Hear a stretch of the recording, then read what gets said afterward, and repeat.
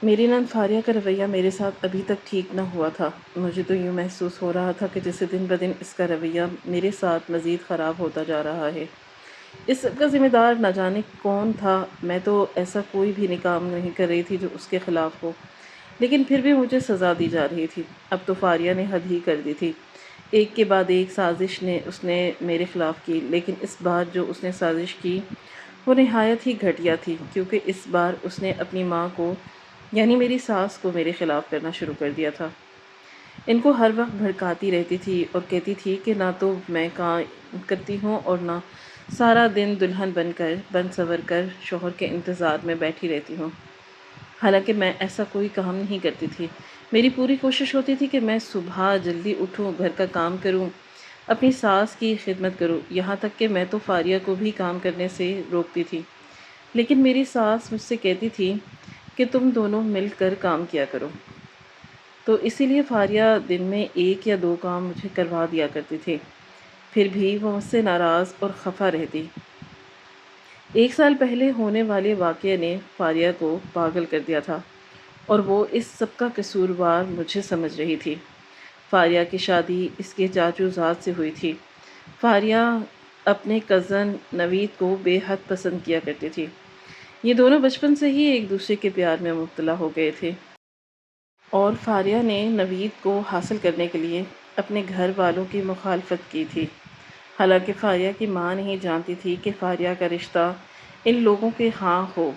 اس سب کے باوجود بھی فاریہ نے اپنی بات منوانے کے لیے ہر حد پار کر دی تھی، یہاں تک کہ اس نے یہ بھی سوچ لیا تھا کہ اگر اس کے گھر والوں نے نوید سے اس کی شادی نہ کی تو وہ اس گھر سے بھاگ جائے گی۔ اب اس کی آنکھوں کے آگے اندھیرا سا چھا گیا تھا۔ نوید کے علاوہ اس کو کوئی بھی شخص نہیں جانتا تھا۔ جب میرے شوہر عدنان نے اور میری ساس نے فاریہ کی یہ حالت دیکھی تو وہ مجبور ہو گئے۔ انہوں نے نوید کے ساتھ اس کی شادی کر دی۔ نوید کی ماں بہت ہی اکڑو قسم کی عورت تھی۔ اس نے فاریہ کو بہت برے دن دکھائے، یہاں تک کہ فاریہ کی ماں کو بھی ذلیل و رسوا کیا۔ فاریہ کو کوئی بھی کام نہ کرنے دیتی تھی۔ اگر وہ اپنے شوہر کے لیے تیار ہوتی تو فوراً اس سے کہتی کہ ابھی اسی وقت کپڑے بدلو، مجھے تم سجی ہوئی ذرا پسند نہیں ہو، زہر لگتی ہو، مجھے تم نے میرے بیٹے کے دل و دماغ پر جادو کر دیا، تم اچھے کپڑے پہن کر اور اچھا بن سور کر میرے بیٹے کے آگے آ جاتی ہو، تم چاہتی ہو کہ اس کو تمہارے علاوہ اور کوئی نظر نہ آئے، لیکن میرے جیتے جی ایسا نہیں ہوگا، میں تمہیں کبھی بھی سکون سے رہنے نہیں دوں گی، تم نے میری بھانجی کا حق مارا ہے، میں چاہتی تھی کہ میری بھانجی میری بہو بن کر آئے، میری کی خاطر اس نے اپنے میکے والوں کو چھوڑنا تھا، تاکہ اب اس کے پاس کیسے لوٹ کر آ سکتی تھی۔ اسی طرح فاریہ نے کئی مشکلات دیکھیں، اس سب میں بھی فاریہ کی کوئی قصور نہیں تھا، لیکن وہ جو کچھ اب کر رہی تھی اس میں اس کا ہی ضرور قصور تھا۔ اگر اس کی ساس اس کے ساتھ یہ ظلم و ستم کرتی تھی تو وہ خود اپنا حساب دے گی، لیکن فاریہ کا یہ حق نہیں بنتا تھا کہ وہ میرے ساتھ یہ رویہ اختیار کرے۔ میں نے تو اس کی ساس کو جانتے تک نہ تھی۔ ایک دن جب فاریہ اپنے دوست کے گھر گئی تھی تو مجھے میری ساس نے فاریہ کی ماضی کا حال بتایا، جس کو سن کر میں لرز گئی۔ مجھے لگ رہا تھا کہ جسے میں کانپ رہی ہوں۔ اتنی دردناک کہانی میں نے اپنی زندگی میں کبھی نہ سنی تھی، جو کہ کچھ فاریہ کے ساتھ حقیقت میں ہو چکا تھا۔ وہ بہت خطرناک تھا۔ در حقیقت جس دن فاریہ کو اپنے شوہر کے انتقال کا پتہ چلا، اس دن فاریہ اپنے شوہر کے لیے تیار ہو کر کھڑی تھی، کیونکہ اس کی ساس گھر موجود نہ تھی۔ اس نے سوچا کہ آج وہ اپنے شوہر کے پسند کے کپڑے پہنے گی اور اس کے لیے بن سور کر رہے گی۔ جیسے اس کا شوہر آئے گا تو اس کو وہ سرپرائز دے گی، اسی طرح فاریہ کی خواہش بھی پوری ہو جائے گی اور اس کا شوہر بھی دل خوش ہو جائے گا۔ لیکن فاریہ یہ نہ جانتی تھی کہ اس کے ساتھ بہت ظلم ہونے والا ہے۔ خدا تعالیٰ اس سے ایک ایسا امتحان لینے والا ہے کہ اگر وہ اس کو بھلانا بھی چاہے تو بھول نہ پائے۔ فاریہ جس وقت اپنے شوہر کے لیے بند سنور کر اس کا انتظار کر رہی تھی، اصل میں اس کے امتحان کا وقت شروع ہو چکا تھا۔ فاریہ کا شوہر تو واپس آیا لیکن وہ زندہ حالت میں نہ آیا، وہ مر چکا تھا۔ اس کے پاس شاید زندگی اتنی ہی تھی۔ اس کے دن جیسے ہی مکمل ہوئے وہ اس دنیا سے چلا گیا، لیکن وہ فاریہ کے لیے امتحان اور آزمائشوں کے علاوہ کچھ نہ ثابت ہوا۔ فاریہ نے زبردستی اپنے ماں باپ کے خلاف ہو کر نوید سے شادی تو کی، لیکن اس کو خوشیاں نہ ملی اور نہ ہی اس کی ساس نے اس کو اپنایا۔ خیر، فاریہ تیار ہو کر اپنے شوہر کا انتظار کر رہی تھی کہ اچانک اس کے شوہر کی لاش اس کو دیکھنے کو ملی۔ بس وہیں سے یہ پاگل ہو گئی۔ اس نے اپنے آپ کو نہ سنبھالا اور نہ ہی اس کو کچھ اور سمجھ آ رہا تھا۔ پھر میری ساس نے مجھے بتایا کہ یوں لگ رہا تھا کہ جیسے فاریہ پاگل ہو گئی ہے اور اس کی دنیا ختم ہو گئی تھی۔ جس کی خاطر جی رہی تھی وہی شخص اس کی زندگی کو اجاڑ کر خود سکون کی نیند مر گیا۔ اس کے پاس تو کچھ باقی ہی نہ بچا۔ اس کے شوہر کا جنازہ گھر میں موجود تھا کہ اس کی ساس نے اس کو وہاں سے نکالنے کی کوشش کی اور کہا کہ یہ ہماری خوشیوں کی دشمن بن گئی، میرے بیٹے کی زندگی کو کھا گئی، میں اس کو کبھی معاف نہیں کروں گی۔ میرا بیٹا اس سے شادی تو کر آیا تھا لیکن خوش نہ تھا۔ اس نے ایک بھی پل میرے بیٹے کو خوشی کا نہ دیا تھا۔ ڈائن بن کر میرے بیٹے کی زندگی کو کھا گئی۔ اسی لیے بہتر ہوگا کہ اس کو ابھی اسی وقت میرے گھر سے نکالو۔ میں اس کا وجود اس گھر میں بالکل برداشت نہیں کروں گی۔ اگر یہ اس گھر میں رہی تو مجھے کچھ ہو جائے گا۔ مجھے میرے بیٹے کی موت یاد آتی رہے گی۔ وہ وقت یاد آتا رہے گا جب میں اس کو بیاہ کر اس گھر میں لائی تھی۔ میں نہیں چاہتی کہ ہمارے گھر پر مزید کوئی مصیبت آئے، اس لیے بہتر ہوگا کہ ابھی اسی وقت فاریہ کو اس گھر سے نکالو۔ فاریہ تو اس ہوش میں نہ تھی کہ وہ اپنی ساس کی باتوں کو دل پر لیتی۔ اس کے تو ہوش و حواس سب کچھ ختم ہو چکے تھے۔ وہ ایک ہی حالت میں مردوں کی طرح پڑی تھی، نہ تو دن کا ہوش تھا نہ ہی رات کا ہوش تھا۔ اس کو تو دماغ کے دورے ہونے لگ گئے تھے۔ فاریہ کی جو حالت ان دنوں میں ہوئی تھی، ایسی حالت خدا کسی کی نہ کرے۔ بیٹا تو تم میری بہو ہو، مجھے جب بھی وہ وقت یاد آتا ہے تو میں لرز جاتی ہوں۔ میری بیٹی نے بہت دکھ دیکھے ہیں، بہت غم سہے ہیں۔ اگر انجانے میں وہ تم سے کوئی بات کر دے تو خدا را اس کو معاف کر دو۔ یہ اب اس دنیا میں جینے لگی ہے، پہلے تو کسی سے بات بھی نہ کرتی تھی، کچھ بھی نہ کھاتی تھی نہ پیتی تھی، بس ایک ہی حالت میں اپنی زندگی کو گزار رہی تھی۔ کئی بار اس نے خودکشی کرنے کی کوشش کی، لیکن خدا اس کو لمبی عمر دے، میں وقت پر پہنچ جاتی تھی اور یہ بچ جاتی تھی۔ اس لیے میں ہر وقت اس کے لیے سایہ کے ساتھ سلامت رہتی ہوں۔ یہ سوچتی ہوں کہ کہیں اپنے ساتھ غلط نہ کر بیٹھے۔ تمہیں بھی یہی سب کچھ سمجھا رہی ہوں کہ فاریہ کی باتوں کو دل پر مت لیا کرو۔ میں نے اپنی ساس کے منہ سے جب فاریہ کی یہ دردناک کہانی سنی تو میری آنکھیں نم ہو گئیں۔ میں ان قریب ہوئی اور ان کے گلے ملی اور کہا کہ میں جانتی ہوں اماں، اس کی اولاد کا غم بوڑھا کر دیتا ہے۔ بے شک آپ کے ساتھ بھی یہی سب کچھ ہو چکا ہے، مجھے معاف کر دیں۔ ایک شادی شدہ لڑکی ہوں، سجنا سورنا میرا حق بنتا ہے، اور پھر آپ کے بیٹے کی سب میں کیا قصور ہے؟ وہ اپنی بیوی کو سجا ہوا دیکھنا چاہتا ہے، پھر میں کیسے اس کی خواہش پوری نہ کروں؟ تب میری ساس میری یہ بات سن کر خاموش ہو گئی۔ ابھی ہم دونوں یہی بات کر رہے تھے کہ فاریہ آ گئی۔ وہ پھر مجھے عجیب و غریب نظروں سے دیکھنے لگی۔ میں وہاں سے اٹھ کر اپنے کمرے میں آ گئی، لیکن فاریہ کے ماضی نے مجھے چونکا دیا تھا۔ میں ڈر گئی تھی کہ کہیں فاریہ حسد میں آ کر میرے ساتھ کچھ برا نہ کر بیٹھے۔ میری ساس نے آج جس انداز میں مجھے اس کا ماضی بتایا اور پھر ماضی بتانے کے بعد فاریہ کی حرکتوں کو نظر انداز کرنے کے بارے میں کہا تو میں جان چکی تھی کہ فاریہ ضرور میری ساس سے میرے متعلق کوئی نہ کوئی بات کرتی ہوتی ہوگی، لیکن پھر بھی میں خاموش ہو گئی، اپنے دماغ کو دوسری طرف لگا لیا اور اپنی ساس کی زندگی کے بارے میں سوچنے لگی۔ آج سوچا کہ میں اپنی شوہر کے لیے تیار ہو جاؤں گی۔ جب وہ کمرے میں آئے گا تو میں تیار ہو جاؤں گی اور پھر اپنے کمرے میں ہی یہ سب کچھ کروں گی، کیونکہ میں جان چکی تھی کہ میری ساس کو بھی اب میرا سجنا سنورنا اچھا نہیں لگتا۔ تو اس لیے آج رات میں اپنے شوہر کمرے میں تیار ہوں گی۔ میرے شوہر کو میری یہ ادا بہت پسند آئی اور اس نے کہا کہ مجھے لگتا ہے تم ہمارے گھر کے حالات کو سمجھنے لگی ہو۔ میں نے مسکرا کر اس بات کو نظر انداز کیا، کیونکہ میں اس حسین وقت میں کوئی بھی ایسی بات نہیں کرنا چاہتی تھی جس کی وجہ سے ہمارے کمرے کا ماحول خراب ہوتا۔ ہم دونوں نے بہت خوبصورت باتیں کی۔ عدنان نے میری بہت تعریف کی۔ اسی طرح اپنے مستقبل کے لیے ہم نے کئی پلان بنائے۔ ابھی ہم دونوں یہی بات کر رہے تھے کہ اچانک میری ساس نے دروازہ کھٹکھٹایا۔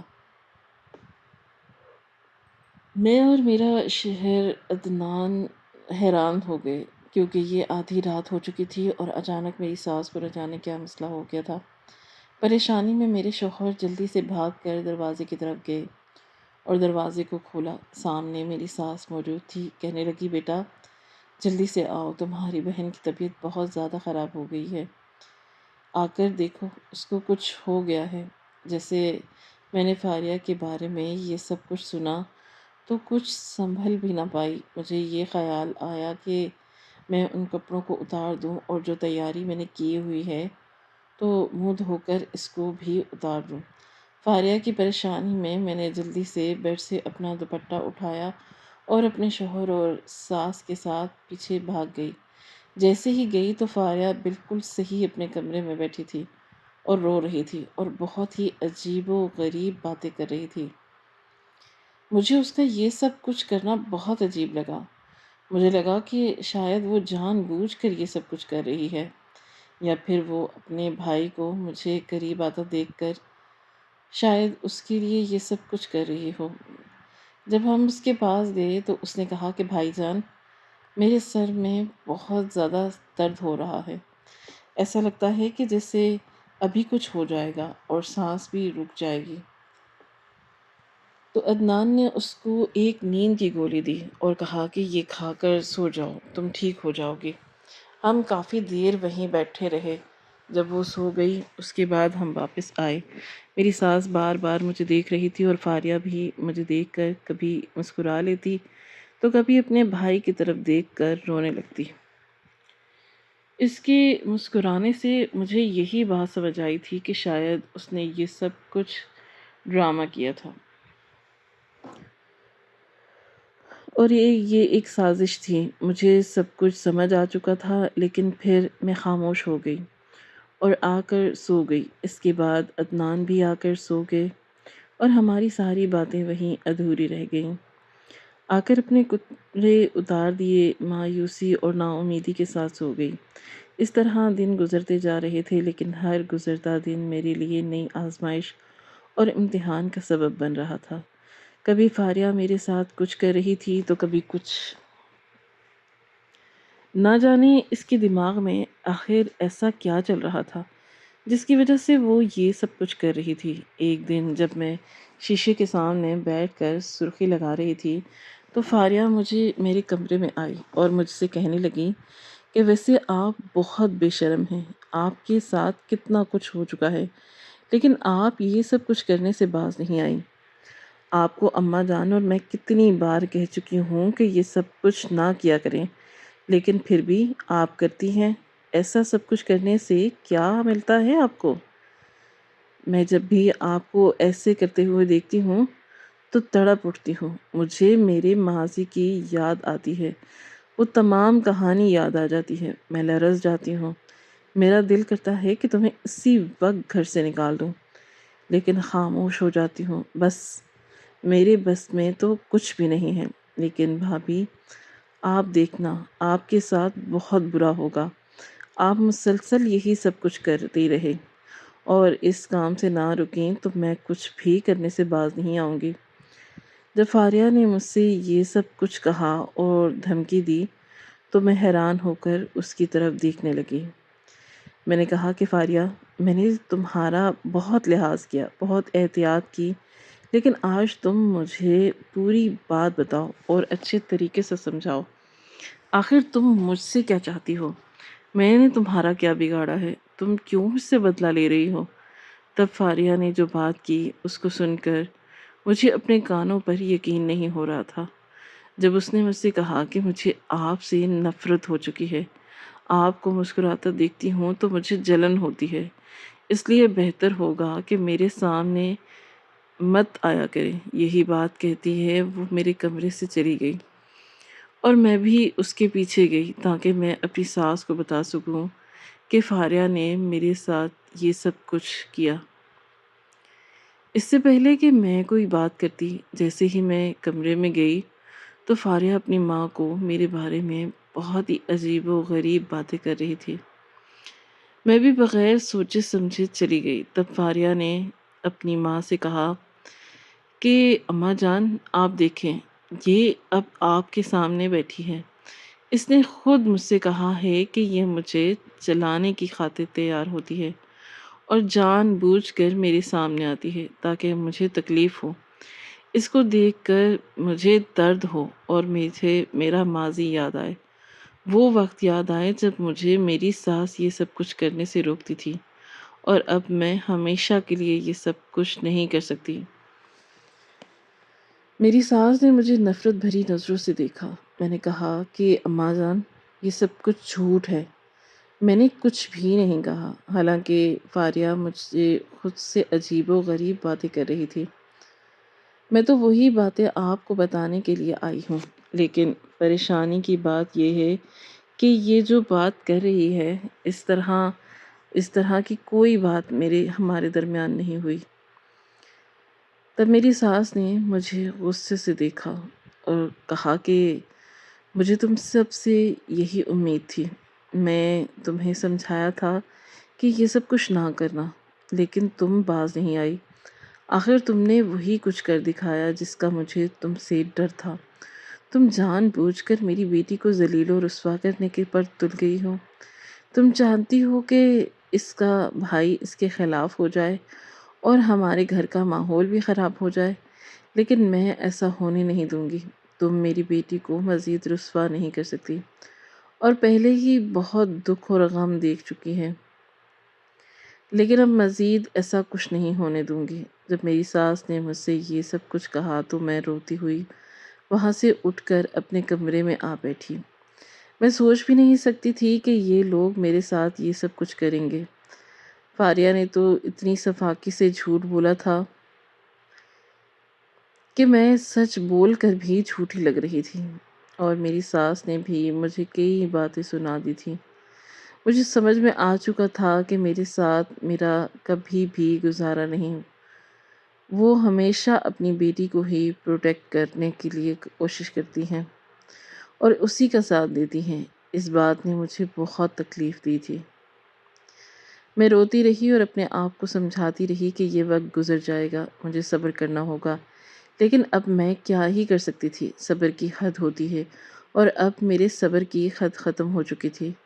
میں نے سوچ لیا کہ آج جب عدنان آئیں گے تو میں اس سے اس بارے میں ضرور بات کروں گی اور اس سے کہوں گی کہ یا تو مجھے الگ گھر میں رکھیں یا پھر اپنی بہن کو سمجھائیں کہ وہ میرے ساتھ یہ سب کچھ نہ کرے۔ ابھی میں یہی سب کچھ سوچ رہی تھی کہ اچانک عدنان کی کال آئی۔ اس کو دیکھا تو مجھے کچھ حوصلہ ملا اور میں نے سوچا کہ میں آج اس سے کہوں گی کہ جلدی گھر لوٹ آئے، لیکن اس سے پہلے کہ میں کچھ کہتی، عدنان نے مجھ سے ایسی بات کہی جس کو سن کر میرے قدموں کے نیچے سے زمین نکل گئی۔ عدنان کی باتیں مجھ پر تیروں کی طرح برسات کر رہی تھی۔ میں نے خاموشی سے اس کی بات کو سنا اور پھر آخر میں فون بند کر دیا۔ میں نے کوئی بھی اس کو صفائی نہ دی اور نہ ہی اپنے بارے میں کوئی بات کی۔ جب وہ سب فیصلہ کر چکا تھا اور وہ اپنی ماں اور بہن کا ساتھ دے رہا تھا، تب میری بات کرنے کا کوئی فائدہ نہ تھا، لیکن میں کبھی بھی عدنان کی وہ الفاظ نہ بھلا پائی جو اس نے مجھ سے کہے تھے۔ جب اس نے مجھ سے کہا کہ آخر تم کیا چاہتی ہو، تم نے کیوں میری بہن کے اوپر الزامات لگائے؟ یہاں تک کہ تم اس سے کہہ رہی ہو کہ ہمارے گھر سے چلی جاؤ۔ میری بہن کی وجہ سے تمہارا سکون برباد ہو رہا ہے، اور میری ماں تم سے سارا دن کام کرواتی ہے، یا پھر اس طرح کے کوئی اور الزامات تم نے میری ماں اور بہن پر لگائے ہیں؟ مجھے تم سے اس سب کی امید نہیں تھی۔ تم نے وہی کچھ کر دکھایا جس کے بارے میں تمہیں پہلے دن سے روکتا تھا۔ آخر تم میری ماں اور بہن سے کیا چاہتی ہو؟ اب میں اپنی بہن کو کہاں لے جاؤں؟ اگر اس کو اس گھر سے نکال دوں تو وہ کہاں جائے گی؟ اس کا تو ہمارے علاوہ اور کوئی ہے بھی نہیں، اور تم جانتی ہو کہ وہ بیوہ ہے۔ اس کی ساس نے تو اس کے شوہر کے انتقال کے والدین ہی اس کو گھر سے نکال دیا۔ ہمارے علاوہ اس کا ہے بھی کون نہیں، لیکن تم سے اس کا وجود اس گھر میں برداشت نہیں ہوتا۔ اگر وہ تم سے کوئی بات کر بھی دیتی ہے تو اس کو نظر انداز کر دیا کرو۔ تم سے بڑی ہے، تمہیں سمجھاتی ہے، لیکن نہ جانے تم نے کیا سوچ رکھا ہے۔ مجھے ذلیل اور رسوا کرنے کی تم نے ٹھان لی ہے۔ تم نہیں جانتی کہ اماں جان اور فاریہ کتنا رو رہی تھی۔ جیسے ہی عدنان نے مجھ سے یہ ساری باتیں کی تو میں خاموش ہو گئی۔ میری آنکھوں میں برسات کی طرح آنسو رس رہے تھے۔ میں نے ان کی باتوں کو خاموشی سے سنا اور کال کاٹ دی۔ جب وہ گھر واپس آیا تو میں نے ساری باتیں بتائیں۔ اب اس کو نہ تو مجھ پر یقین ہو رہا تھا اور نہ ہی اپنی بہن پر۔ وہ عجیب مصیبت میں پھنس چکا تھا، لیکن جو کچھ میرے ساتھ ہو رہا تھا وہ بھی بہت غلط تھا۔ ہر وقت مجھ پر پریشانی ہوتی تھی کہ نہ جانے اب میرے ساتھ فاریہ کیا کرنے والی ہے۔ اسی دوران فاریہ نے میرے ساتھ ایک ایسا کام کیا جس کی مجھے فاریہ سے ذرا بھی امید نہ تھی۔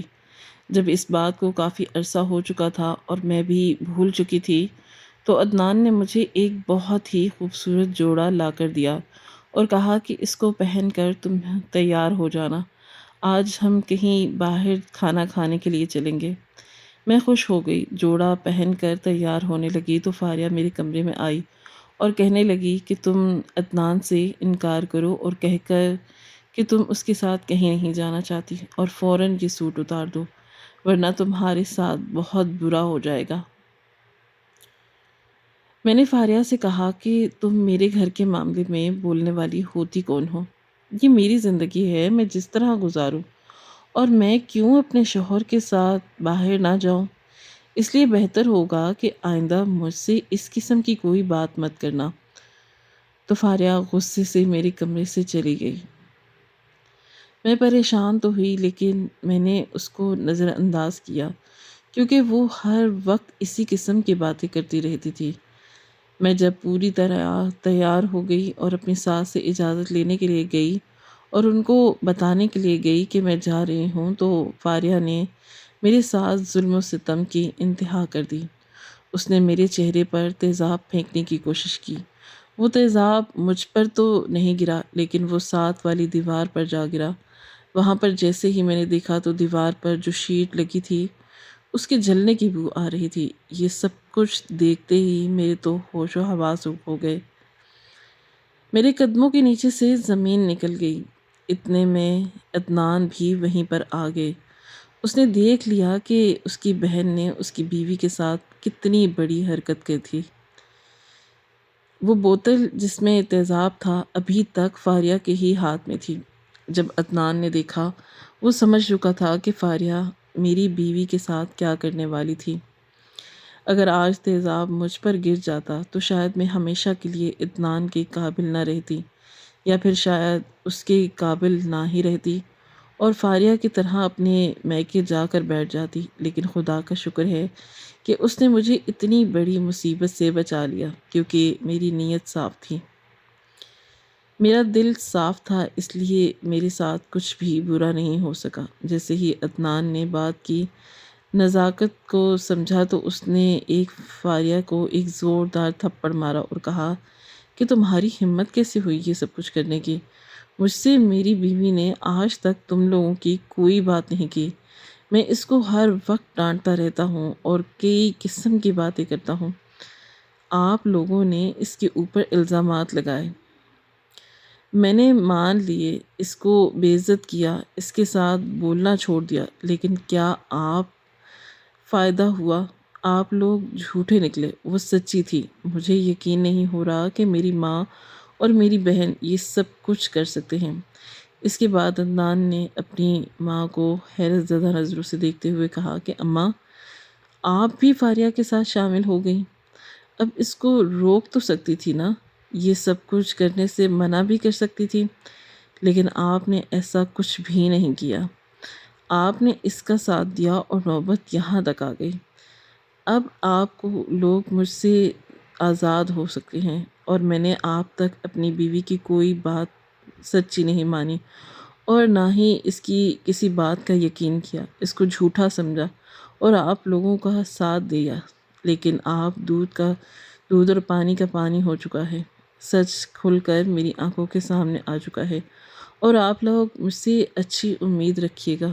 یہی سب کچھ کہہ کر عدنان نے میرا ہاتھ پکڑا اور مجھے اپنے کمرے میں لے گیا اور کہنے لگا کہ ابھی اسی وقت اپنا سامان پیک کرو، ہم اس گھر سے جا رہے ہیں۔ جب گھر میں میری بیوی کی عزت نہیں، یہاں تک کہ اس کی جان بھی خطرے میں ہو، میں اس گھر میں ایک پل بھی نہیں رہنا پسند کروں گا۔ ہم دونوں ابھی یہی بات کر رہے تھے اور میں اس کو سمجھا رہی تھی کہ کوئی بات نہیں، ایسا ہو جاتا ہے، آپ چھوڑیں۔ آپ اماں کی اور بہن کو چھوڑ نہیں سکتے۔ اتنے میں فاریہ اور میری ساس آ گئے۔ فاریہ نے اپنے ہمارے قدموں میں گر گئی اور معافی مانگنے لگی۔ میں نے تو اسی وقت فاریہ کو معاف کر دیا، کیونکہ میری اس کے ساتھ کوئی دشمنی نہیں تھی۔ وہی اپنے دل میں ایسی نفرت پال کر بیٹھی ہوئی تھی اور حسد پیدا کر کے بیٹھی تھی۔ میرے شوہر نے جب دیکھا تو اس کا دل بھی نرم ہو گیا اور کہنے لگا کہ واقعی میری بیوی بہت بڑے دل کی مالک ہے، اور میں بہت خوش قسمت ہوں کہ ایسی بیوی کیوں حاصل کیا، ورنہ جو حالات تو یہ مجھے اکساتی اور کہتی کہ ابھی اسی وقت یہاں سے چلے جاؤ۔ لیکن آپ لوگوں کے غیر موجودگی میں بھی میری بیوی مجھ سے یہی کہہ رہی تھی کہ ہم اس گھر سے نہیں جائیں گے۔ آپ لوگوں نے اس کے ساتھ اچھا نہیں کیا۔ خیر، کافی جذباتی وقت گزرا۔ میں نے بھی فاریہ سے معافی مانگی اور کہا کہ اگر میری کوئی غلطی ہو تو مجھے معاف کر دینا۔ اس طرح معاملات بالکل ٹھیک ہو گئے۔ برا وقت میری زندگی میں آیا تو تھا، لیکن میں نے صبر کیا اور خدا نے مجھے اس کا بہت بڑا اجر دیا۔